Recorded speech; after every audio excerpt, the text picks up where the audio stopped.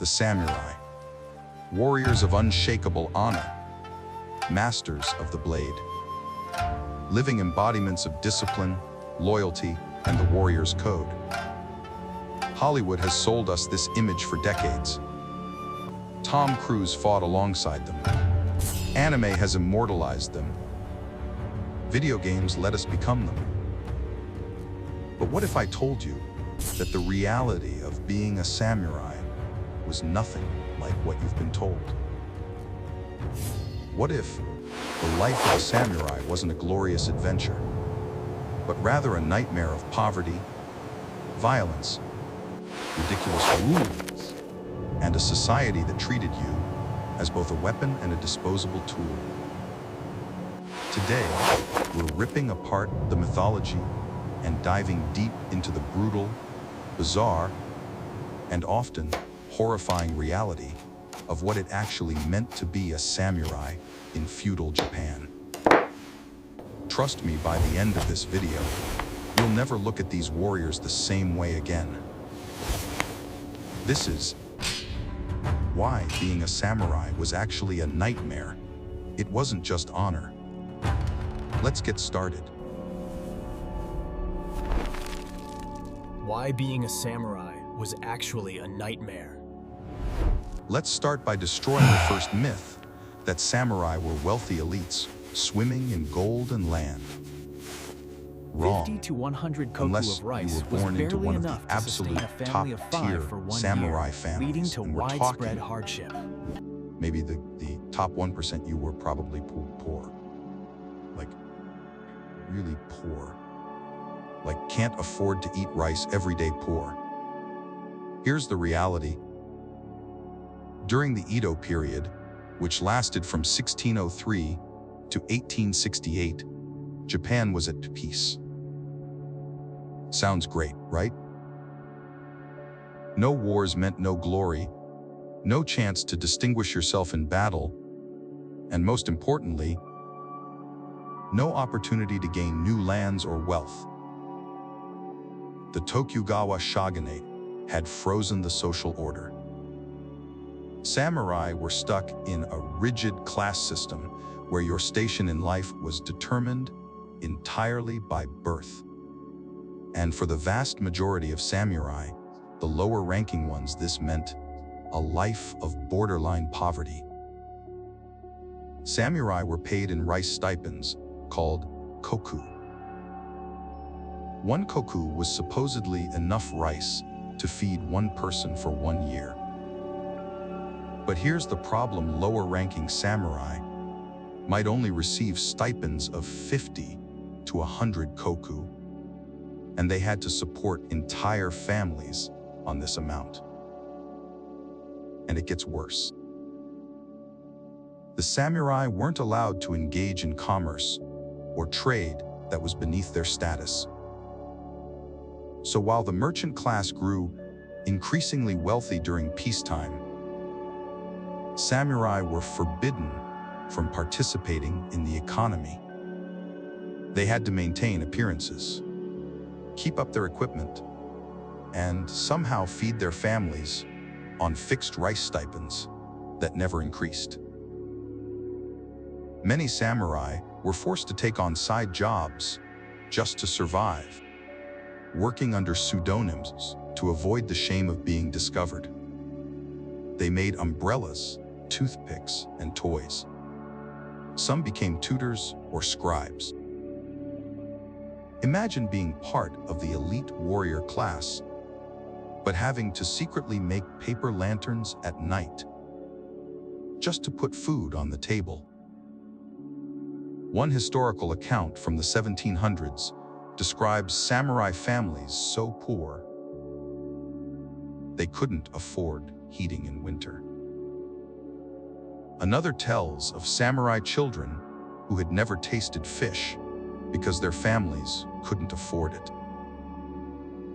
The wealthy merchant class, people who were technically beneath samurai in the social hierarchy, would often lend money to samurai at predatory interest rate seats. Samurai families would fall into debt spirals that lasted generations. You could inherit your great-grandfather's debt along with his sword. Picture this, you're a samurai, supposedly a member of the elite warrior class. But you owe money to a merchant who, according to the social hierarchy, should be bowing to you. Instead, you're bowing to him, begging for an extension on your loan just so you can repair your armor that you're required by law to maintain but can't afford to replace. This was the reality for hundreds of thousands of samurai throughout the Edo period. Not honor, not glory. Just grinding, humiliating poverty while you desperately tried to maintain the appearance of dignity. And speaking of maintaining appearances, imagine living in a world where what you wore, how you walked, where you sat, and even how you tied your hair could get you executed. Welcome to the samurai dress code, a nightmare of rules that governed every single aspect of your appearance and behavior. The samurai weren't just warriors. They were walking billboards for the social order. Everything about their appearance was regulated by law, and violations could result in punishment, loss of status, or even death. Your rank determined everything. The type of clothing you could wear, the materials, the colors, the patterns, all of it was prescribed by law. A low-ranking samurai caught wearing silk reserved for higher ranks could be severely punished. But it wasn't just about fancy clothes. Even if you were poor, and again, most samurai you were still required to maintain the appearance befitting your class. This meant you had to wear 2 swords at all times in public, even if you couldn't afford to maintain them properly. Your hair had to be styled in the traditional chonmage topknot, which required shaving the top of your head. Your clothing had to be clean and proper, even if it was threadbare. You had to maintain your equipment, even if you were eating plain rice for dinner. Let me paint you a picture of how insane this could get. The Tokugawa government would periodically conduct inspections of samurai households. Officials would literally show up at your house to verify that you had the proper weapons, armor, and equipment for your rank. If you had sold your armor to buy food, which many desperate samurai did, you were screwed. Some families would borrow equipment from neighbors during inspections, creating elaborate schemes to shuffle armor and weapons between households. Others kept rusting broken equipment just for show while their families starved. There's a recorded incident from 1651 where a lower-ranking samurai was discovered to have pawned his sword. The punishment: he was ordered to commit seppuku ritual suicide for the dishonor of being without his weapon. The man killed himself because he was too poor to keep a sword he was legally required to carry. Let that sink in. Executed for being poor. And let's talk about that hairstyle for a second. The chonmage wasn't just a fashion choice, it was a legal requirement. You had to shave the top of your head and tie the remaining hair into a topknot. This served a practical purpose in battle, kept the helmet secure, but during peacetime, it was just another way to visually mark you as samurai. You couldn't just stop being a samurai if you wanted to. Your shaved head marked you. Your swords marked you. Your clothing marked you. You were locked into this identity, whether you wanted it or not. And if you violated the dress code, the punishment varied, depending on the severity and your rank. But it could include reduction in rice stipend, making you even poorer, house arrest, loss of rank, confiscation of family property, forced seppuku ritual suicide, execution of your entire family line. Think about the psychological torture of this. Every single day, you had to maintain an appearance you couldn't afford, follow rules you didn't choose, and live up to standards that were designed to bankrupt you all, while knowing that one wrong move, one wrong outfit choice could end not just your life, but your entire family's existence. This wasn't honor. This was a prison made of fabric and social expectations. Now let's talk about loyalty, the cornerstone of the samurai myth. The idea that samurai were bound by an unbreakable code of loyalty to their lords, and that this loyalty was somehow noble and romantic. Here's the reality. You weren't loyal. You were owned. The feudal system of Japan was simple. The emperor was at the top, though he had no real power, followed by the shogun, then the daimyo regional lords, and then the samurai who served those daimyo. Below samurai were farmers, artisans, and merchants. As a samurai, you served a lord. But this wasn't like being an employee who could quit and find another job. This was total, complete, lifelong servitude. Your lord controlled where you lived, what you did, who you married, and whether you lived or died.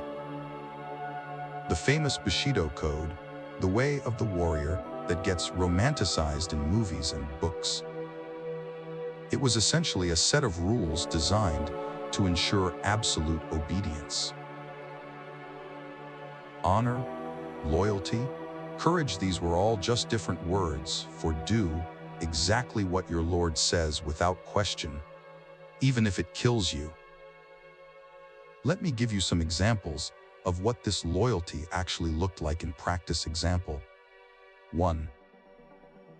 Junshi, following your lord in death. When a daimyo lord died, it was sometimes expected that his closest retainers would commit seppuku to follow him in death. This practice was called junshi. You didn't get a choice. If you were a high-ranking samurai and your lord died, the expectation was that you'd kill yourself too. Some did it willingly. Others were encouraged. And if you refused, you'd be branded a coward, your family would lose their status, and you'd live the rest of your life in disgrace. The practice got so extreme that the Tokugawa shogunate actually had to ban it in 1663 because too many talented samurai were killing themselves unnecessarily. Example 2. Forced relocation. Your lord could order you to move at any time, and you had to go. If he was transferred to a new domain on the other side of Japan, you packed up your family and followed. If he decided he wanted you stationed in a remote mountain village, that's where you went. There's a recorded case from the 1700s where a samurai was ordered to relocate 17 times in his career. 17 times, he had to uproot his family, sell or abandon property, and start over in a new location, all because his lord commanded it. Example 3. Forced marriage. Love. Romance. Personal choice. Forget it. Marriages were political arrangements, and your lord had veto power or ordering power over who you married. Lords would arrange marriages between samurai families to strengthen alliances. You might be ordered to marry someone you'd never met, from a family you'd never heard of, to cement a political relationship you didn't care about. And if your lord ordered you to divorce, you divorced. If he ordered you to adopt a son to continue your family line because you only had daughters, you adopted. Your personal life wasn't personal, it was a tool of political strategy. Example, for the ultimate test. But perhaps the darkest aspect of this loyalty was what happened when your lord ordered you to do something morally reprehensible. There are historical accounts of lords ordering samurai to kill innocent people to test their loyalty. One famous story tells of a lord who ordered a samurai to kill a random peasant on the road, just to prove he would follow orders without question.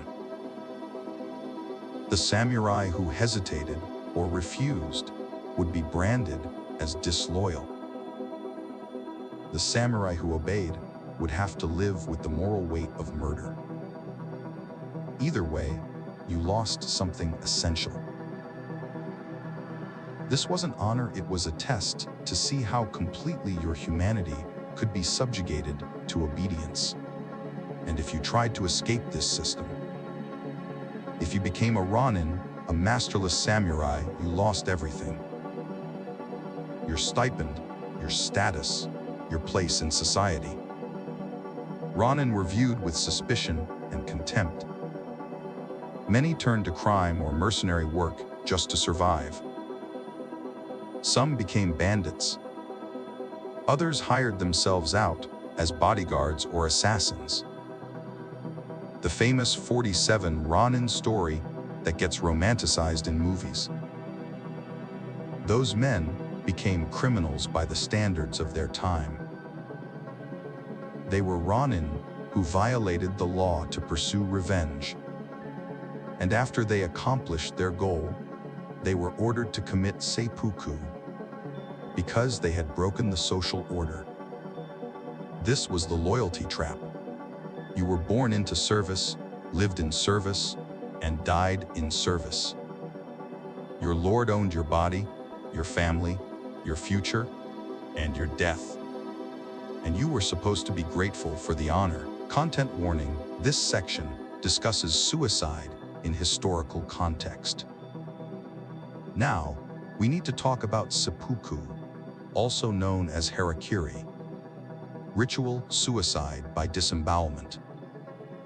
Because no discussion of samurai nightmare reality would be complete without addressing the fact that this culture expected you to be ready to kill yourself at any moment for almost any reason. Seppuku is often romanticized as an honorable way to take responsibility for failure or to avoid capture by enemies. And yes, in some contexts, it served those purposes. But the reality was far more complex and far more disturbing. Seppuku wasn't just an option, it was an expectation, a requirement, and sometimes a punishment disguised as a privilege. Let me break down the different types of seppuku and what they actually meant. Type 1. Voluntary seppuku. This is the version you see in movies. A samurai has failed in his duty, dishonored himself, or faces an unbearable situation. Rather than live with shame, he chooses to end his life through seppuku. The ritual was elaborate. The samurai would bathe, dress in white robes, write a death poem, and then use a short blade to cut his abdomen from left to right. The pain was excruciating, and death was slow. So a trusted assistant Kashakinen would stand by to behead the samurai once the cut was made, ending his suffering. But here's what the movies don't show you: the psychological pressure that led to these voluntary deaths. A samurai who failed his lord even in minor ways would face crushing social pressure to commit seppuku. His family, his colleagues, sometimes even his lord would make it clear that suicide was expected. Refusing to commit seppuku when it was appropriate would bring shame to your entire family for generations. There's a recorded case from 1702 where a young samurai accidentally damaged a piece of his lord's property. The damage was minor and easily repaired, but the expectation was clear: he should commit seppuku to take responsibility. He was 19 years old. He killed himself over what amounted to a workplace accident. Type 2 ordered seppuku. This is where things get really dark. Ordered seppuku, also called obligatory seppuku, was essentially a death sentence that let you keep some dignity. If you committed a crime or seriously failed in your duties, your lord or the shogunate could order you to commit seppuku instead of being executed like a common criminal. This was considered a privilege. You got to die like a samurai instead of being beheaded or hung.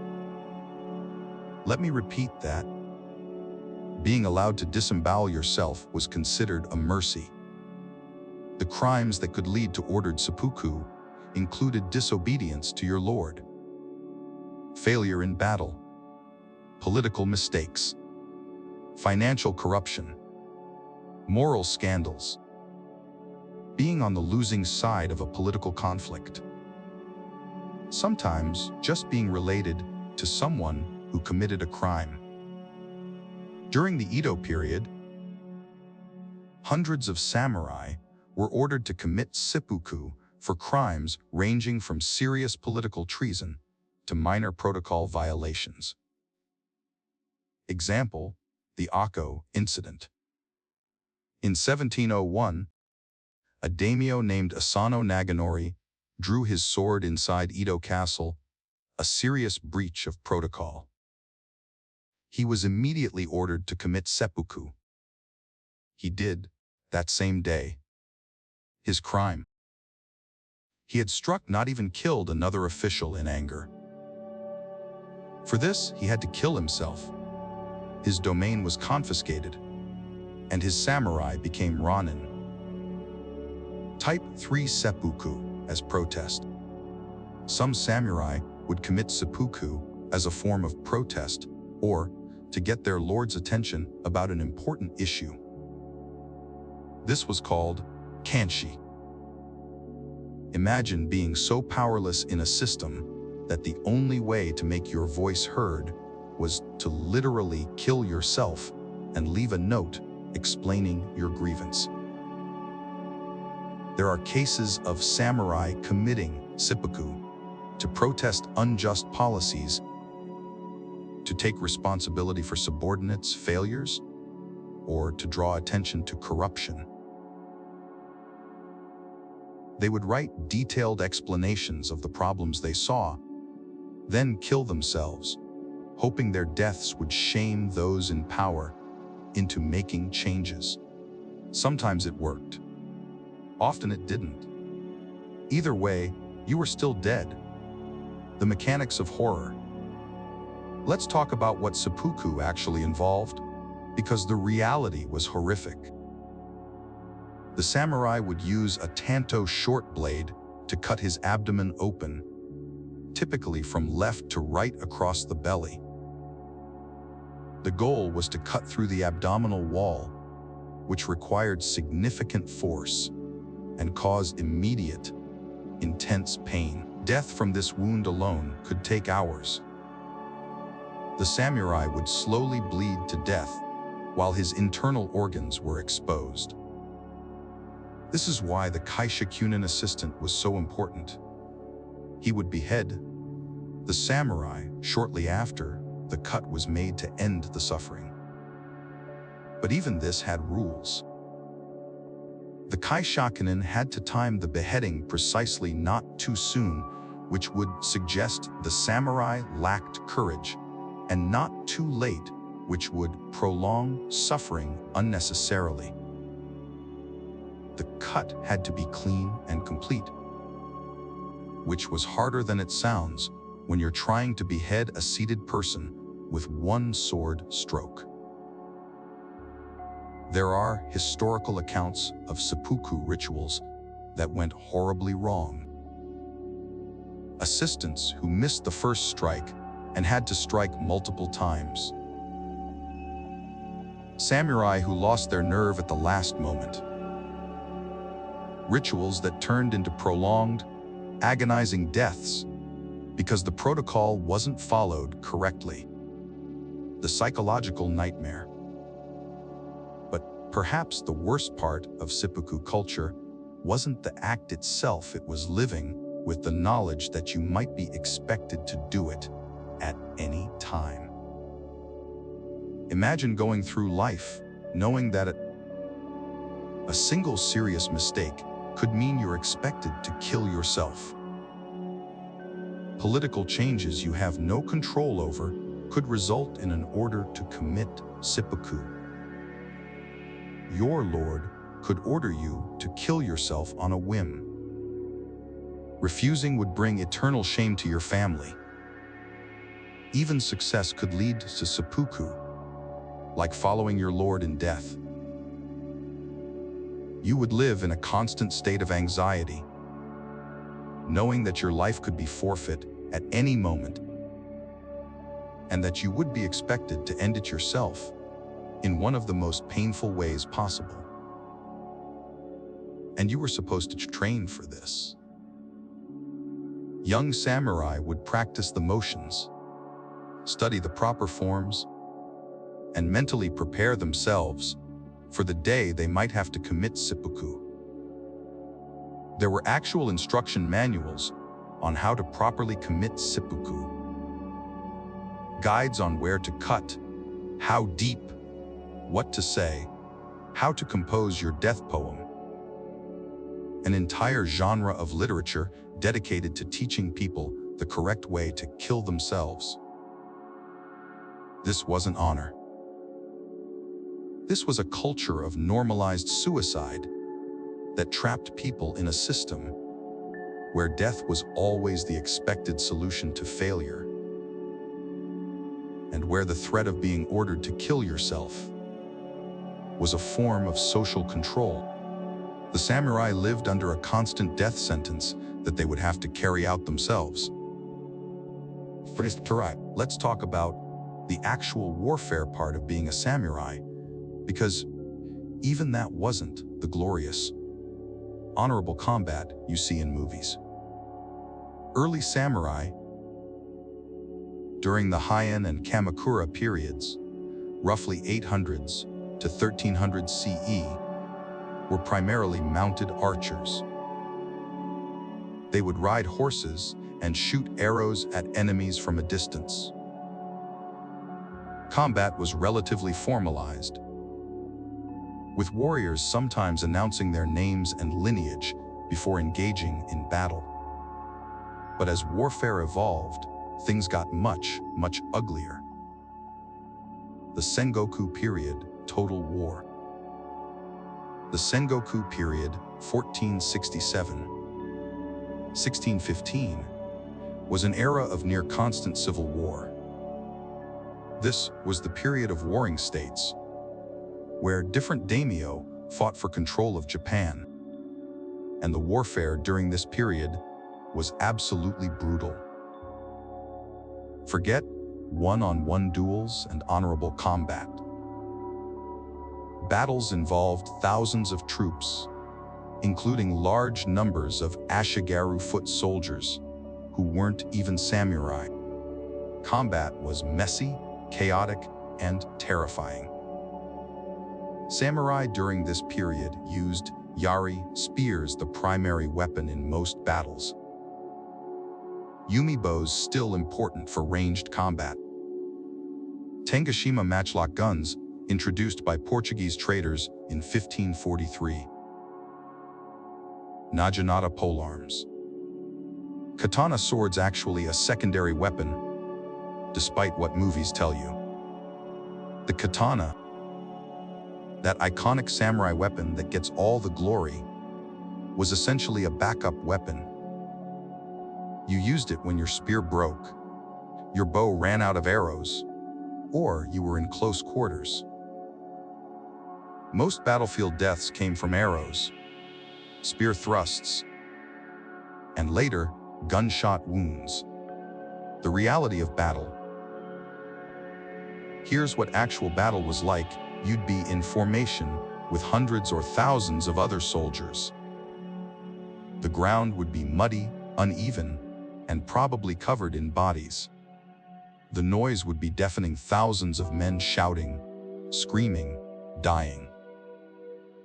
The smell would be overwhelming: blood, shit, vomit, death. You'd be surrounded by ashigaru farmers, conscripted into service, who had maybe a few weeks of training. These weren't professional warriors. They were terrified peasants holding spears and being ordered to charge into enemy lines. Your armor, which weighed 40–60 pounds, would make you hot, exhausted, and slow. Your vision would be limited by your helmet. You'd be trying to identify friend from enemy in the chaos, while simultaneously trying not to get shot by an arrow or stabbed by a spear you didn't see coming. And battles weren't quick. They could last for hours or even days. You'd fight, fall back, fight again, camp in the mud, and then fight some more the next day. Actual combat accounts.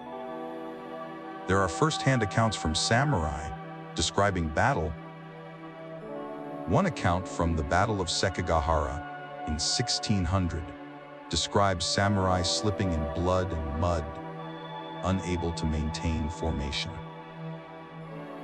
Another describes the horror of watching ashigaru being cut down like wheat, their bodies piling up so high that cavalry couldn't advance. A samurai named Kamiizumi Nobutsuner wrote about the psychological toll of battle, describing nightmares that lasted for years after a campaign ended. He wrote about the faces of men he'd killed, about the sounds dying men made, about the way blood smelled in the heat. And then there was the practice of taking heads. To prove you had killed an enemy warrior and to claim credit for the kill, you would cut off your opponent's head and bring it back to your commander. After major battles, there would be formal head viewing ceremonies where commanders would examine the heads of slain enemies. Some samurai would carry special head bags. Others would tie heads to their belts. There are accounts of samurai arguing over who had killed which enemy, bringing the severed heads before judges to settle the dispute. This wasn't honorable combat, it was grisly. Traumatic butchery incentivized by a reward system. Sieges and atrocities. Sieges were even worse. When one army besieged a castle, the siege could last for months. The defenders would run out of food and resort to eating horses, rats, leather, and eventually each other. There are documented cases of cannibalism during prolonged sieges. When a castle finally fell, the rules of war allowed for the massacre of defenders. Women would be raped, children would be killed, and the castle would be burned. This was standard practice, not an exception. One of the most famous samurai, Oda Nobunaga, was known for his brutal tactics.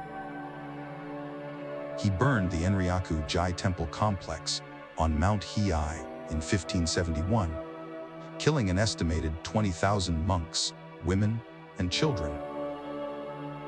He besieged the Iseoiki fortress at Nagashima and burned it, killing tens of thousands of people, combatants and civilians alike. These actions were celebrated. Oda Nobunaga was praised for his strength and decisiveness. The violence wasn't seen as a moral failing, it was seen as effective strategy. Ashigaru the cannon fodder, and if you think being a samurai was bad, imagine being an ashigaru, a peasant foot soldier. You'd be drafted from your farm, given a spear or a matchlock gun with minimal training, and thrown into battle. Your job was basically to die in large numbers, to soften up the enemy before the actual samurai engaged. Casualty rates among ashigaru were astronomical. In some battles, 70–80% of ashigaru would be killed or wounded. They wore minimal armor, had poor equipment, and were considered disposable. But here's the thing, samurai commanded these men.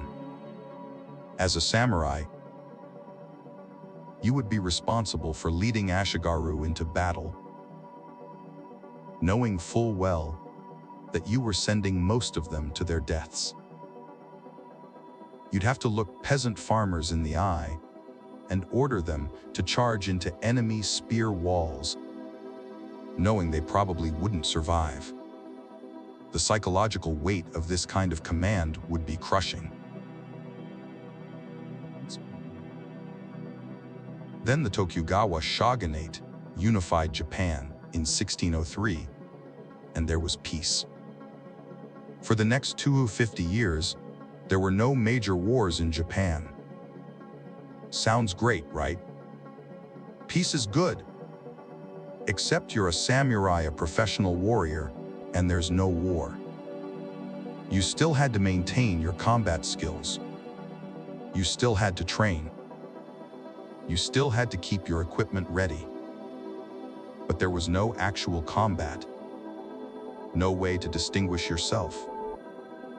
No opportunity for glory or advancement. Imagine being a professional athlete, training every day, but the season never comes. Or being a surgeon who never operates. That was the samurai in the Edo period. Samurai became administrators, bureaucrats, and glorified police. They would break up fights, handle paperwork, and maintain order. Some became scholars or teachers. But the core identity of being a warrior became obsolete, even as the training and expectations remained. This created a weird psychological dissonance.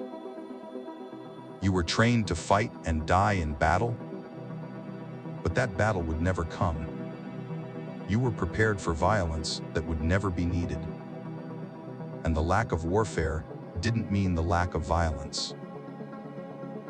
Kirisute, Gomen legal murder. Samurai had the legal right to kill any commoner who showed them disrespect. This privilege was called Kirisute, Gomen, literally authorization to kill and leave. If a peasant failed to bow properly, spoke rudely, or in any way insulted a samurai, that samurai could legally cut him down on the spot. No trial, no investigation, no consequences, as long as the samurai could argue that his honor had been insulted. This created a society where commoners lived in terror of samurai. A bad day, a short temper, a misunderstanding, any of these could result in being cut down in the street. And for samurai, especially young ones eager to test their swords. This created a temptation toward casual violence. There are historical accounts of samurai killing peasants for the smallest perceived slights, or even as test cuts to try out a new sword. The practice of Tsujijiri Crossroads killing involved samurai going out at night to cut down random commoners to test their swords or their techniques. This was technically illegal, but it happened frequently enough that there are laws and records about it. Think about the mindset required to do this. To view other human beings as such lesser creatures that you could kill them to test the sharpness of your blade. This wasn't honor. This was a culture of violence that permeated every level of society, where human life was cheap and where the warrior class could kill with impunity. And you, as a samurai, would be trained into this mindset. You would be taught that commoners were beneath you, that your honor was worth more than their lives, that violence was not just acceptable, but expected when your status was challenged.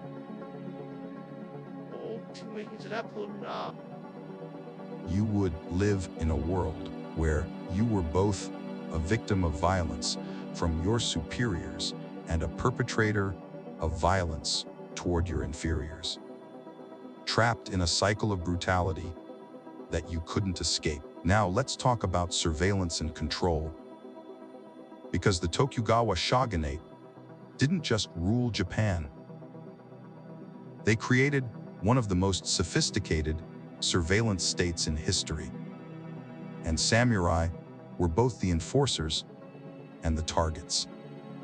The Sankin Kotai system. The Tokugawa shogunate implemented a policy called Sankin Kotai, or alternate attendance. Here's how it worked. Every daimyo regional lord was required to spend alternating years living in Edo, modern-day Tokyo, the capital, while leaving their wives and heirs there permanently as hostages. Think about this system for a second. If you were a daimyo, your family was being held hostage in the capital to ensure your good behavior. If you rebelled or showed any sign of disloyalty, your entire family would be executed. And it wasn't just the daimyo who suffered from this system, the samurai who served them were also affected. Every year, the daimyo had to travel to and from Edo with an elaborate procession befitting his status. This procession could include hundreds or even thousands of samurai, servants, and attendants. The cost of these journeys was astronomical and was specifically designed to bankrupt the daimyo. The Tokugawa deliberately wanted to keep the daimyo poor so they couldn't afford to raise armies and rebel. This meant expensive mandatory travel twice a year. Maintaining multiple residences, one in their domain, one in Edo. Supporting all the samurai and staff needed for the processions. Following strict protocols about the size and grandeur of the processions. Daimyo would spend up to 70% of their domain's income on Sankin Kotai requirements. And who do you think suffered when the daimyo's finances were strained? The samurai, who were already poor, would see their rice stipends cut or delayed. The Metsuke thought police. The Tokugawa shogunate employed special inspectors called Metsuke, who functioned as secret police. These inspectors would investigate samurai families for signs of disloyalty, monitor correspondence between domains, plant spies in daimyo households, Investigate any unusual activities or gatherings. Report on the financial status of samurai families. Check for violations of sumptuary laws and social protocols. You could never be sure if your neighbor, your colleague, or even your servant was a metsuke informant. Paranoia was a rational response to this system. There are accounts of samurai being investigated because they spoke too freely about politics, associated with people from other domains, showed interest in Western learning during periods when this was restricted, were reported by jealous rivals or neighbors, had financial problems that might make them vulnerable to bribery. The 5-person group system. On top of the metsuke, there was the Gonen-gumi system groups of 5 households that were collectively responsible for each other's behavior. If one member of your Gonen-gumi committed a crime or violated social rules, the entire group could be punished. This created a system where everyone was watching everyone else, where neighbors would inform on each other to avoid collective punishment. This system existed for all social classes, but it was particularly oppressive for samurai, who were expected to maintain higher standards of conduct. A samurai's misconduct could result in his entire 5-household group losing status. Financial penalties for all group members. Forced relocation of all group members. In extreme cases, execution of group members. This incentivized constant surveillance and reporting. You would watch your neighbors closely and report any suspicious behavior, because failing to do so could mean your own family suffered the consequences. Travel restrictions. Internal travel in Japan was heavily restricted. There were Sakisho checkpoint barriers on major roads where travelers would be stopped and their documents checked. As a samurai, you needed official permission to travel outside your domain. You couldn't just decide to visit another region or move to a different area. Your movements were tracked and controlled. The shogunate kept detailed records of who traveled, where, and when. There are surviving logs from checkpoint stations that list thousands of travelers, their reasons for travel, their destinations, and their domains of origin. This wasn't just bureaucracy, it was social control. The government wanted to prevent unauthorized meetings between samurai from different domains. The spread of information and ideas. Escape from the system. The formation of alliances that could threaten the shogunate. Information control. The Tokugawa shogunate also controlled information. During much of the Edo period, Japan followed a policy of sakoku, national isolation. Western books, Christianity, and foreign ideas were banned. Samurai caught with banned books or practicing Christianity could be executed. There were periodic purges where authorities would search samurai residences for forbidden materials. The Sakoku edicts of the 1630s made it illegal to leave Japan penalty death. Return to Japan if you had left penalty death.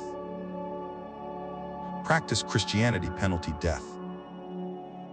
Possess Christian materials penalty death. Build ocean-going ships to prevent escape. During the height of Christian persecution, samurai families suspected of being hidden Christians would be forced to trample on images of Jesus or Mary Fumi to prove they had abandoned the faith. Denrative. Refusing meant torture and execution, often crucifixion or being burned alive. Thousands of people were executed for religious belief. Entire families were wiped out. Children were killed alongside their parents. And samurai were expected to carry out these executions, even if they privately sympathized with the victims. The psychological toll. Living in this surveillance state would have been psychologically crushing. You would constantly watch what you said, even in private. Never be sure who you could trust. Live with the fear that any mistake could be reported. Know that your family's safety depended on your complete conformity. Face consequences not just for your own actions, but for your neighbor's actions too. Be unable to escape or seek a different life. Have your movements, reading materials, thoughts, and associations monitored. This wasn't a system designed to help you thrive. It was designed to control you completely. The surveillance state existed to prevent rebellion, prevent independent thought, and maintain the status quo. And the tragedy is that samurai were both the enforcers and the victims of this system. You would be expected to spy on others while knowing you were being spied on. You would enforce rules you might not believe in because the consequences of refusing were too severe. Case study: the Ashio Haihakairo Rebellion. Let me give you a specific example of what happened when someone tried to resist. In 1837, during a severe famine, a low-ranking samurai named Ashio Haihakairo watched as people starved in the streets while government officials and wealthy merchants hoarded rice. He petitioned the authorities to release rice stocks to feed the people. His petitions were ignored. So Ashio sold his extensive library and used the money to buy food for the starving. Still, it wasn't enough. In desperation, he organized a rebellion, trying to seize rice warehouses to distribute food. The rebellion was crushed in less than a day. Ashio's supporters were hunted down and executed. Ashio himself committed suicide by burning himself alive to avoid capture. But the punishment didn't stop there. His family members were executed. His students were executed. People who had bought books from him were investigated. The families of rebels were wiped out, children included. The message was clear: any deviation from the system, no matter how well-intentioned, would be met with total destruction. This was the reality of the Tokugawa surveillance state. Total control, total paranoia, and brutal punishment for even the smallest acts of resistance. And you, as a samurai, would live every day knowing that one wrong move, one reported conversation, one suspicious association could bring this entire apparatus of violence down on you and everyone you loved. Let's talk about samurai education and training. Because the process of becoming a samurai wasn't just difficult. It was designed to break you down and rebuild you into a tool for the system. If you were born into a samurai family, your education began almost immediately. And by education, I don't mean reading, writing, and arithmetic, though you'd learn those too. I mean indoctrination into a system that demanded the complete subjugation of your individual desires to your duties. Early childhood, when indoctrination begins. Samurai children, particularly boys, began training as young as age 5 or 6. The training wasn't gentle or age-appropriate by modern standards. It was harsh, often brutal, and designed to instill absolute obedience. Young samurai boys would be taught swordsmanship and martial arts, horse riding and archery, reading and writing in multiple scripts, Confucian philosophy and ethics, poetry and calligraphy, the proper ways to commit seppuku, absolute obedience to superiors, contempt for weakness, including their own. That's right, children were taught how to disembowel themselves properly. Death education wasn't something that came later. It was part of the fundamental curriculum. The Spartan approach. The training methods were deliberately harsh. The philosophy was that comfort breeds weakness. So samurai children were intentionally subjected to hardship training in extreme cold without adequate clothing. Going hungry to build endurance. Physical punishment for mistakes or weakness. Sleep deprivation. Exposure to death and violence at young ages. There are historical accounts of training exercises where young samurai would be taken to execution grounds or battlefields to observe death and become desensitized to it. One training practice involved young samurai being sent alone at night to graveyards or execution grounds to prove their courage. Another involved them observing executions and beheadings to become comfortable with violence. Imagine being 7 years old and being forced to watch a beheading so you could learn courage. This wasn't education, it was systematic trauma. Confucian conditioning. The philosophical education was equally oppressive. Samurai were drilled in Confucian principles, particularly absolute loyalty to one's Lord Chu, filial piety to one's father Ko, the importance of hierarchy and knowing one's place, contempt for merchants and commerce, the subordination of individual desires to duty, the idea that death in service is the highest honor. These weren't presented as ideas to consider, they were presented as absolute truths that you questioned at your peril. Samurai education included the study of texts like Hagakure, which contains passages like the book advises warriors to meditate on death daily, to be constantly ready to die, and describes the ideal samurai as someone who has essentially already died in their mind, so they can serve without hesitation or fear. You would be taught this as a child.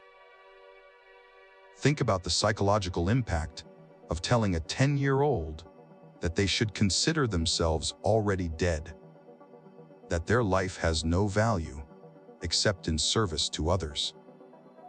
And that hesitation or self-preservation is shameful. Suppression of emotion. Samurai training emphasized extreme emotional control. You were taught to suppress fear, pain, sadness. Joy. Excessive joy was seen as undignified. Affection, particularly in public. Anger unless it served your duty. The ideal samurai showed no emotion in the face of death, suffering, or hardship. This wasn't presented as a useful skill for certain situations, it was presented as the only acceptable way to exist. There are stories of samurai fathers testing their sons, by suddenly attacking them with real swords, or having other samurai do so, to see if the boys would react with appropriate readiness rather than fear. One account describes a father who would periodically have armed men ambush his son to keep the boy in a constant state of alertness. The boy was never told when these tests would occur, so he lived in perpetual anxiety. This created adults who were hypervigilant, emotionally suppressed, and psychologically damaged, but very effective as soldiers and enforcers. The literacy paradox. Interestingly, samurai were among the most literate people in feudal Japan. They could read and write in multiple scripts, compose poetry, appreciate art, and engage in philosophical discourse. But this literacy came with heavy ideological baggage. The texts you read all reinforced the same messages: loyalty above all, death before dishonor, obedience to hierarchy, contempt for those below you, readiness to die at any moment. Alternative viewpoints weren't presented. Critical thinking about the social system wasn't encouraged, it was dangerous. Some samurai did read widely and develop independent thoughts, but they had to be very careful about expressing them. Western learning, when it began filtering into Japan, was often forbidden or restricted. Samurai scholars who became interested in Western science, medicine, or philosophy often had to study in secret, hiding their books and meeting in clandestine groups. If discovered, they could face investigation, punishment, or forced seppuku. Women's education double standards. If you were a samurai woman, your education was different, but no less oppressive. Samurai women were educated in running a household, calligraphy and poetry, music and arts, Confucian principles of feminine virtue, the naginata, a bladed pole weapon for home defense, how to commit jigai ritual suicide for women. Yes, women were also taught how to kill themselves, though the method was different. Women would cut their throat or stab themselves in the heart, usually after binding their legs together so their bodies would be found in a modest position. Samurai women were expected to be absolutely obedient to their fathers, then their husbands, then their sons, ready to commit suicide to preserve family honor, willing to kill their children to prevent capture or dishonor, capable of defending the home if it was attacked. There are historical accounts of samurai, women killing their own children, and then themselves when their husband's castle fell, to prevent the children from being captured and dishonored. The no-win scenario. Here's the psychological trap that samurai education created. You were taught that your worth came entirely from serving your lord perfectly. But perfect service was impossible. You were also taught that failure meant you should commit suicide. But you were taught that your life belonged to your lord, so you couldn't kill yourself without permission. Be perfectly loyal, but perfect loyalty is impossible. Value your honor above your life, but your life isn't yours to take. Show no emotion, but be capable of passionate loyalty. Be ready to die at any moment, but don't actually die without orders. Follow orders without question, but take responsibility for failures. These contradictory demands created samurai who were anxious, perfectionist to the point of dysfunction, emotionally suppressed, constantly vigilant for threats or tests, unable to trust others fully, psychologically fragile despite appearing tough. Case study: the scholar warrior. Consider Yamamoto Tsunetomo, the author of Hagakure. He was a samurai who served the Nabeshima clan. When his lord died in 1700, Tsunetomo wanted to commit junshi, following his lord in death by suicide. But his lord had prohibited the practice before dying, so Tsunetomo couldn't commit suicide. Instead, he became a Buddhist monk and spent the rest of his life writing about samurai ideals. His writing in Hagakure is simultaneously beautiful and deeply disturbing. He writes passionately about loyalty, death, and service. But reading between the lines, you can see a man wrestling with the contradictions and psychological burdens of samurai life. He describes the ideal samurai as someone perpetually prepared for death. Yet he himself was forbidden from dying. He writes about absolute loyalty. Yet his own lord prevented him from the ultimate expression of that loyalty. This is what samurai education produced: intelligent, literate, skilled individuals who were psychologically trapped in a system of impossible contradictions, convinced that their suffering was noble and necessary. Waifu. Content warning. This section discusses sexual practices and norms in historical context.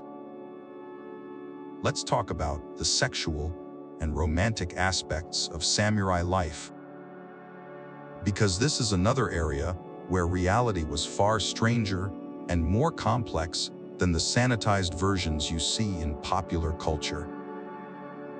Marriage political transaction.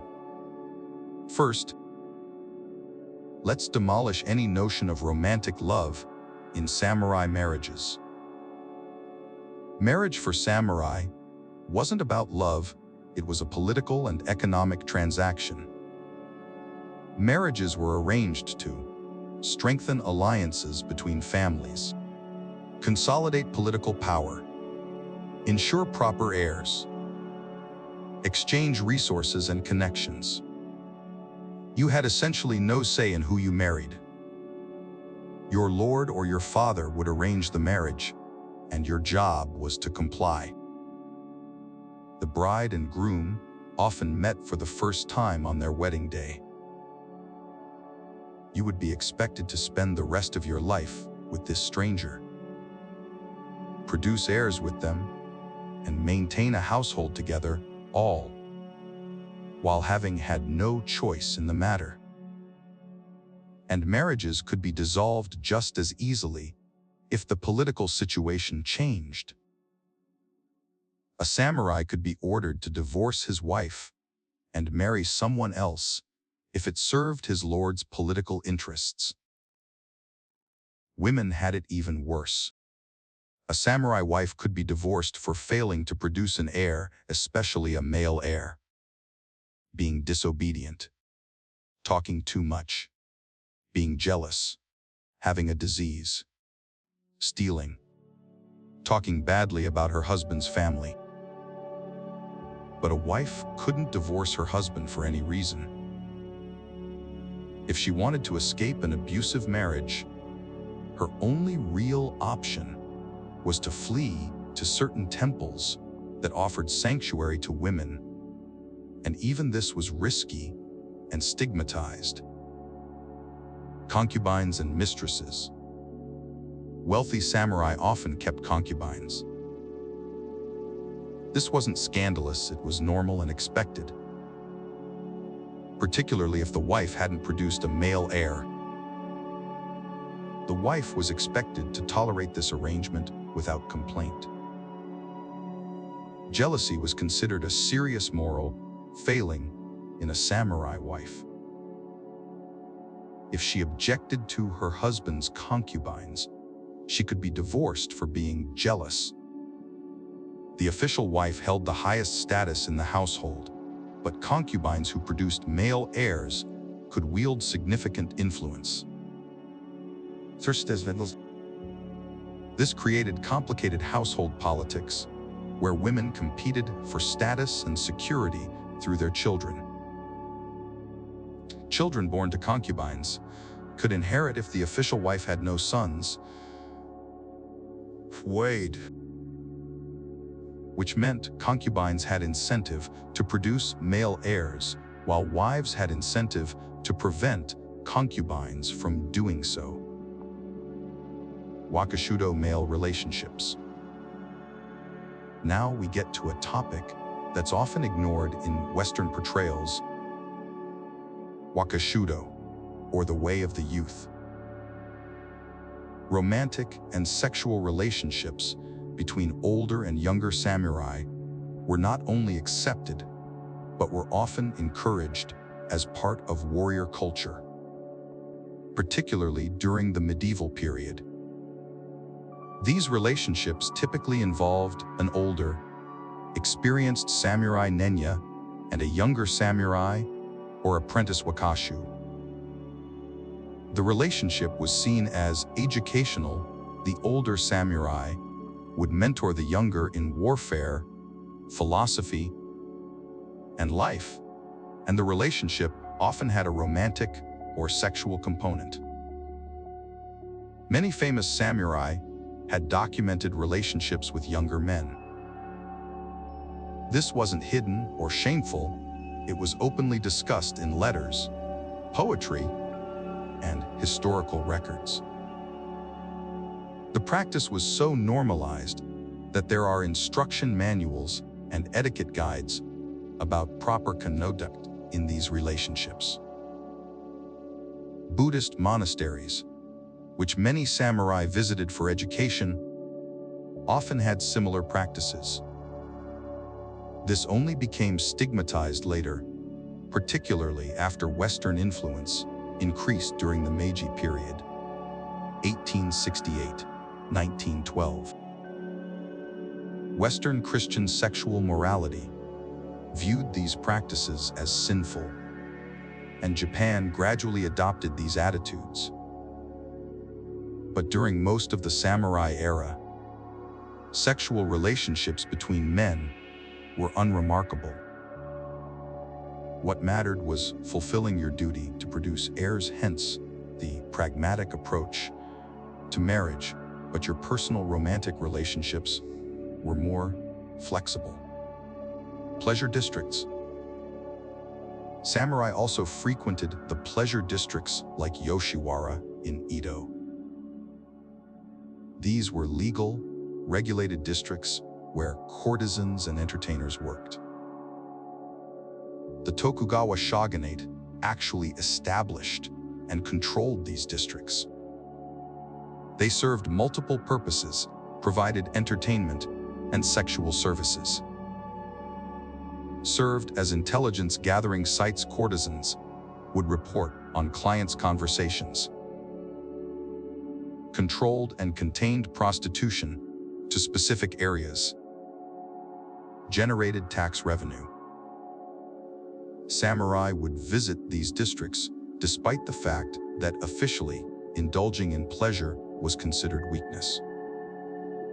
But the reality was that these districts were packed with samurai customers. The women working in these districts were often there because they or their families were in debt. Many were essentially indentured servants, working to pay off debts they could never fully repay. And samurai were both customers and enforcers of this system. You might visit a pleasure district for entertainment, then be called upon to enforce the laws that kept women trapped there. Domestic life control and surveillance. Back in the home, the samurai wife had to manage the household while under constant surveillance and control.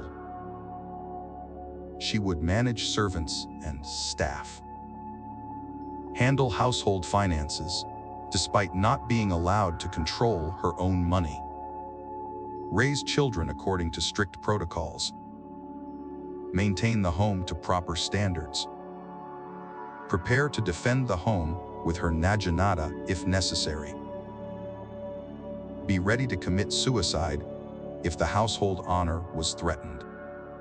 She couldn't leave the house freely, couldn't divorce, couldn't own property independently, and had to obey her husband, his parents, and his lord.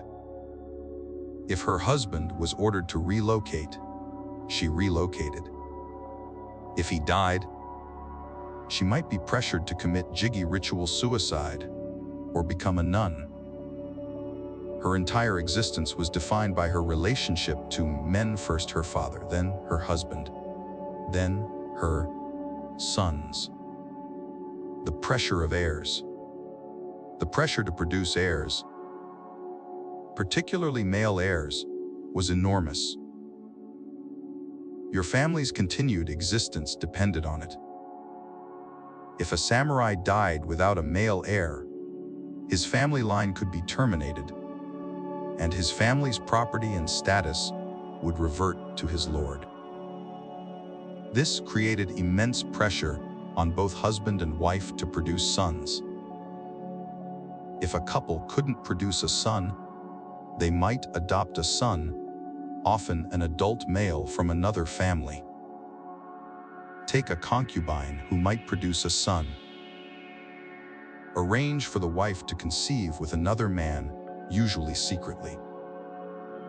Face the termination of the family line.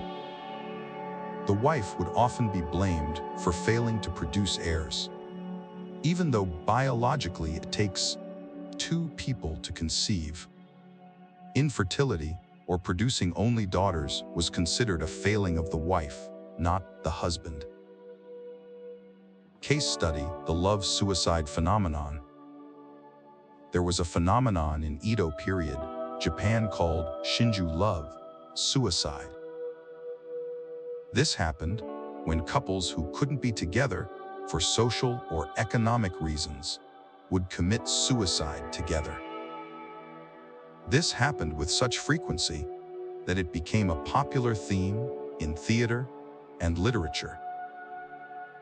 There are records of merchants and courtesans, samurai and commoners, and other impossible couples choosing death together rather than separation. The government actually had to pass laws prohibiting love suicide and mandating that the bodies of those who committed shinju would be displayed publicly as a deterrent. Think about what this tells us about the society. Romantic relationships were so controlled and constrained that people regularly chose death over living without their loved ones. And for samurai involved in love suicides, their families would face severe consequences: confiscation of property, loss of status, and social stigma. The loneliness factor. Underneath all of this, the arranged marriages, the concubines, the pleasure districts, the complex relationships, there's a deep current of loneliness. You couldn't choose your spouse. You couldn't freely express affection. Your romantic relationships were constrained by duty and propriety. You had to suppress your emotions and desires. When you read personal writings from samurai poetry, letters, diaries, you often find expressions of deep loneliness, longing, and melancholy. These were people trapped in a system that controlled even their most intimate relationships. They would write poetry about loneliness, separation, and unfulfilled desires. They would express feelings in art that they could never express openly in life. The samurai image is one of stoic strength, But the reality was often profound isolation, unable to connect authentically with others, because authentic connection was subordinated to duty, unable to choose their partners, unable to escape the roles assigned to them. Let's talk about one of the cruelest ironies of being a samurai. You were part of the elite ruling class. But most of you had no real power and lived in constant fear of those below you economically and those above you socially. The four-class system. Tokugawa Japan had an official four-class social hierarchy: shi samurai, no farmers, ko-artisans, sho merchants. On paper, samurai were at the top. In reality, this hierarchy was increasingly meaningless during peacetime. The merchant problem. Here's the contradiction: merchants were officially the lowest of the four classes, considered parasites who produced nothing and merely profited from others' work. Samurai were taught to despise merchants and commerce. But during the long peace of the Edo period, merchants became wealthy. Really wealthy. Like buying and selling the entire output of provinces wealthy. Meanwhile, samurai were getting poorer. As we discussed earlier, they received fixed rice stipends that never increased, even as the economy changed and prices rose. So you'd have situations where a low-ranking samurai making maybe 50 koku of rice per year, a wealthy merchant with the equivalent of tens of thousands of koku in assets. The samurai legally superior to the merchant lending money to the samurai at interest, the samurai unable to pay back the loans, the merchant owning the samurai's debt. By the late Edo period, it's estimated that up to 70% of samurai were in debt to merchants. Think about the psychological dissonance of this. You're taught that merchants are beneath you, that commerce is dishonorable, that your status as samurai makes you elite. But you owe money to these inferior people. They dress better than you. They eat better than you. Their children are healthier than yours. And you couldn't do anything about it because engaging in commerce yourself was forbidden. You were locked into poverty by the same system that proclaimed your superiority. The farmer relationship. Farmers were theoretically second in the hierarchy because they produced food, the foundation of survival. But the reality was more complex. Samurai depended entirely on farmers. The rice stipends samurai received came from taxing farmers' rice production. No farmers working the land equals no rice equals no samurai income. But samurai also oppressed farmers. Tax rates could be brutal, often 40–60% of a farmer's rice production. During famines, samurai lords would still demand their full tax quota, leading to mass starvation among the farming population. Samurai were both dependent on and cruel to the very people who fed them. And farmers periodically rebelled. There were hundreds of peasant uprisings during the Edo period, and samurai had to put them down. You might be called upon to kill the very people who grew the rice that fed your family. The psychological weight of being a violent enforcer of a system that impoverished you too must have been crushing. The Ronin underclass. If you lost your lord because he died, because your clan was dissolved, because you were dismissed, you became Ronin. a masterless samurai. Ronin were still samurai by birth, but had no place in the system. They retained their training and their swords, but lost their income and status. Ronin faced several terrible options. Try to find a new lord extremely difficult. Lords were suspicious of Ronin and rarely hired them. Become a teacher teaching martial arts or literacy, but there was limited demand. Manual labor forbidden by samurai status, but necessary for survival. Crime: many Ronin became bandits, gamblers, or Yakuza enforcers. Suicide considered more honorable than living in poverty and shame. There were tens of thousands of Ronin during the Edo period. Edo City had entire districts populated primarily by Ronin, often poor and desperate, frequently involved in crime. The government feared Ronin as a destabilizing force, trained warriors with nothing to lose. There were periodic crackdowns where Ronin were arrested, deported from cities,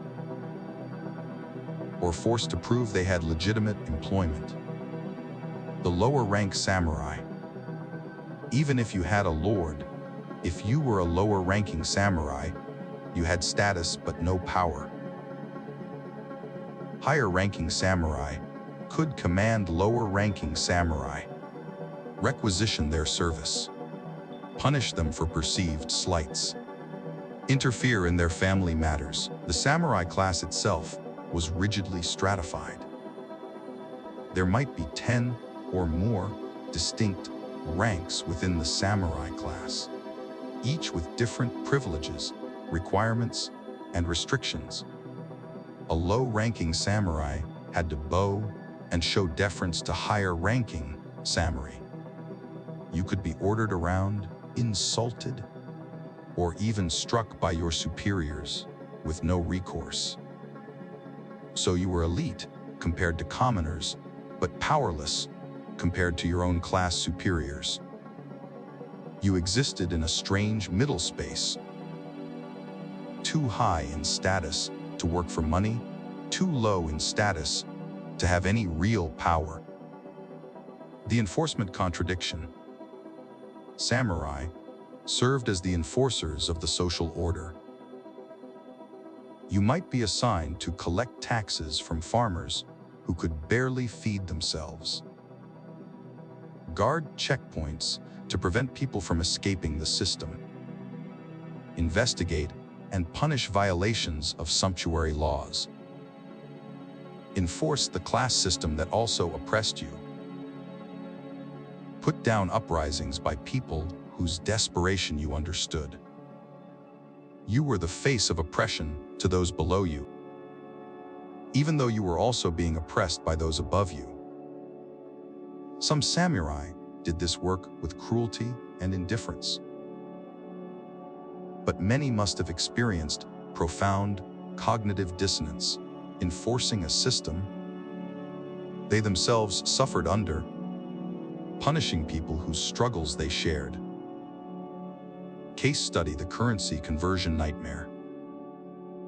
Here's a specific example of how the class system screwed samurai. You were paid in rice koku, but you needed money currency to buy things other than rice: clothes, tools, services, etc. So you had to convert your rice to currency. But the exchange rate was controlled by merchant money changers, and they would manipulate rates to their advantage. During the Edo period, there were multiple currency reforms where the shogunate devalued currency. Each time this happened, samurai's purchasing power decreased while merchants, who understood the financial system, could protect their wealth. So you'd watch your stipend buy less and less, while the merchants you despised grew and richer from the very system that was impoverishing you. Some desperate samurai would sell their rice stipends in advance to merchants at discounted rates, just to have cash immediately. This created debt spirals, where you'd end up selling next year's rice to pay this year's debts. The identity crisis. All of this created a profound identity crisis for many samurai, particularly during the long peace of the Edo period. You were told you were a warrior, but there was no war. Elite, but you were poor. Superior to merchants, but dependent on them. A leader, but powerless within your own class. Honorable, but enforcing an unjust system. Reading samurai writings from the late Edo period, you find a recurring theme of confusion about purpose and identity. What does it mean to be a samurai when there's no war?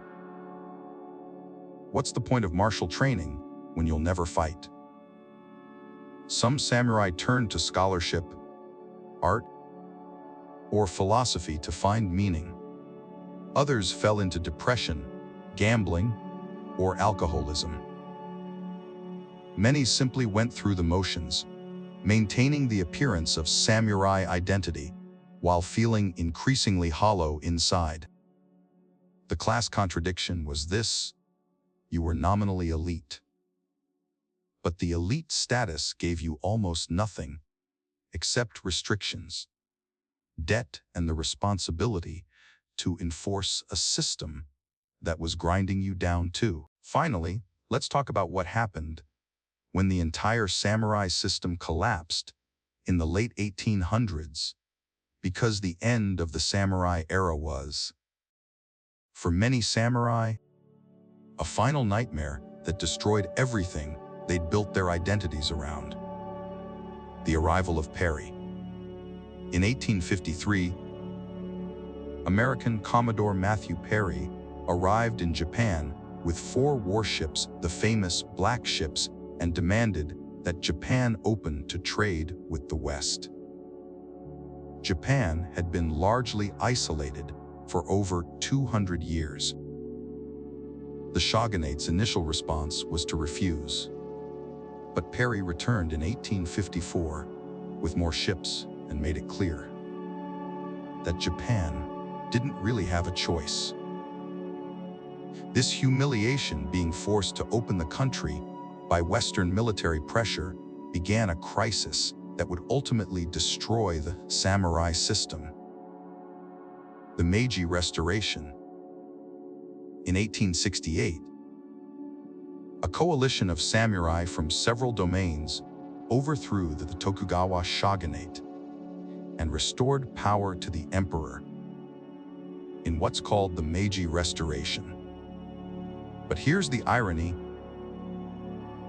The samurai who carried out this restoration then proceeded to dismantle the entire samurai system. The new Meiji government decided that to compete with Western powers, Japan needed to modernize rapidly. And the samurai system was seen as an obstacle to modernization. Between 1868 and 1876, the Meiji government issued a series of reforms that systematically destroyed samurai privileges. 1871, abolition of the Han system. Domains were replaced with prefectures. Daimyo lost their territories. Samurai lost their traditional positions. 1873 conscription law. The government established a modern conscript army where commoners could serve as soldiers. This destroyed the samurai's monopoly on military service and their fundamental reason for existing. Suddenly, farmers and merchants could become soldiers. The special status of samurai as the warrior class was gone. 1876 sword abolishment edict. This was perhaps the most symbolic blow. The government forbade the wearing of swords in public, the very symbol of samurai identity for centuries. Imagine you've been required to wear 2 swords every day of your life as a marker of your status. Your ancestors wore swords. Your identity is tied to these weapons, and suddenly, you're forbidden from carrying them. Many samurai experienced this as a profound violation of their identity and dignity. 1876, stipend conversion. The government stopped paying rice stipends and instead offered one-time payments in government bonds. These bonds were often worth far less than the lifetime value of the stipends. Essentially, the government bought out the samurai class at a massive discount and then left them to fend for themselves in a modernizing economy they weren't prepared for. The samurai rebellions. Many samurai didn't accept these changes quietly. There were numerous samurai rebellions against the Meiji government, the largest being the Satsuma Rebellion of 1877. Seigo Takamori, one of the leaders of the Meiji Restoration, who had helped overthrow the shogunate, led this rebellion. He was fighting against the very government he had helped create because it had betrayed samurai values. The rebellion involved about 40,000 samurai fighting against the new imperial conscript army, an army of farmers and commoners with modern rifles. The samurai were crushed. Their traditional fighting methods, their swords, and their martial spirit were no match for modern military organization and firearms. Seigo Takamori committed seppuku when defeat became inevitable. This rebellion is often viewed as the last stand of the samurai, a final, doomed attempt to preserve a way of life that the modern world had rendered obsolete. The identity collapse. After the samurai class was abolished, hundreds of thousands of samurai had to figure out what to do with their lives. Your options were join the new military, but it was no longer exclusive. And your rank would be based on merit and education, not birth. Government service. Some former samurai became bureaucrats, but positions were limited. Business, despite centuries of being taught that commerce was dishonorable. Education, teaching, but again, limited demand. Poverty. Many former samurai simply couldn't adapt. Historical records suggest that many former samurai fell into poverty. They had no practical work skills beyond fighting. They'd been raised to despise commerce. They had no capital to start businesses. Some former samurai became rickshaw pullers, manual laborers, or factory workers, jobs that would have been unthinkable just years earlier. The psychological devastation of this fall must have been enormous. Everything you'd been taught about your identity, your purpose, your worth, all of it rendered meaningless, essentially overnight. The next generation. The children of samurai faced their own crisis. They were raised with samurai values, but lived in a world where those values were obsolete. Some adapted by channeling samurai discipline into education and business, becoming part of Japan's new elite. Others struggled with the disconnect between the values their parents taught them and the reality of Meiji Japan. The Meiji established a modern education system. Former samurai children had advantages here because of traditional samurai literacy and emphasis on education. Many became teachers, bureaucrats, and military officers in the new system. But this also meant learning entirely new subjects, Western sciences, languages, technologies. The Confucian classics that their fathers had memorized were increasingly seen as outdated. The cultural preservation irony. Here's a strange irony. Many of the texts that romanticize samurai culture and Bushido were written during or after the Meiji period, after the samurai class had been abolished. Works like Bushido, The Soul of Japan by Nitobe Inazo, 1900, were written for Western audiences and presented an idealized version of samurai culture that was partly nostalgia and partly invention. The romanticization of samurai increased as the actual samurai disappeared. It was a way of processing the trauma of modernization and creating a narrative of Japanese uniqueness and tradition in the face of Western influence.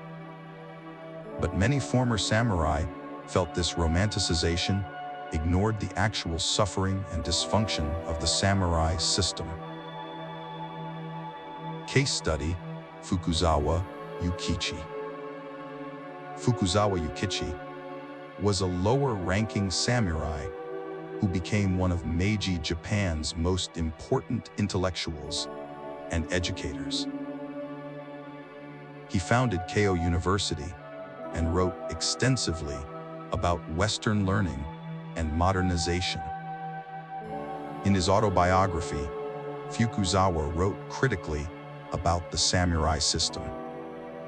He described the poverty, the arbitrary hierarchy, the waste of human potential. He saw the abolition of the samurai class as necessary progress.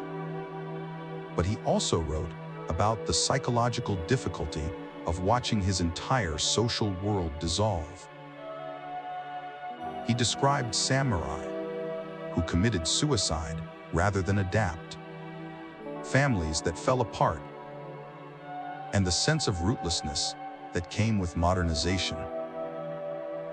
His writings show the complexity. You could recognize that the samurai system was unjust and obsolete, while also grieving its loss and struggling to find meaning in the new world. The lingering effects. The samurai era ended over 140 years ago, but its effects linger in Japanese culture, corporate culture, with its emphasis on loyalty and hierarchy. The persistence of strict social hierarchies. Work culture that emphasizes sacrifice for the group. High suicide rates linked to shame and failure. Persistent gender inequality. Aesthetic appreciation for restraint and discipline. Some of these are positive adaptations. Others are problematic continuations of samurai-era dysfunction. The idea of lifetime employment at one company, sacrificing for your employer, not questioning authority, these can be traced directly to samurai culture, translated into modern corporate contexts. The pressure to never take vacation, to work until exhaustion, to prioritize the company over family. This is Bushido in business suits. And Japan's suicide rate, while it has improved in recent years, has historically been high. The idea that suicide is an honorable response to failure or shame, an idea central to samurai culture, persists in subtle ways. So let's bring this all together. We've spent the last 40+ minutes tearing apart the mythology of the samurai and exposing the nightmare underneath. Let's recap what we've learned: the poverty. Most samurai weren't wealthy warriors. They were impoverished servants trapped in a class system that forbade them from improving their economic situation. They starved while maintaining expensive appearances. Whoa. Fell into debt to the merchants they despised, and passed poverty down through generations. The control. Every aspect of samurai life was controlled: what they wore, how they looked, where they lived, who they married, what they could read, where they could travel. They lived in a surveillance state where neighbors spied on neighbors, and any deviation from the rules could mean death. The loyalty trap. Loyalty wasn't a virtue, it was ownership. Samurai were property of their lords, expected to die on command, relocate without question, and sacrifice everything for rulers who saw them as tools. The death culture. Samurai lived under a constant expectation of suicide. Any significant failure, any political shift, any dishonor could result in being ordered or socially pressured to disembowel yourself. This wasn't honor, it was a culture of normalized suicide as social control. The violence. The reality of samurai warfare was mud, blood, head-taking, massacres, and trauma. The peace of the Edo period brought different violence.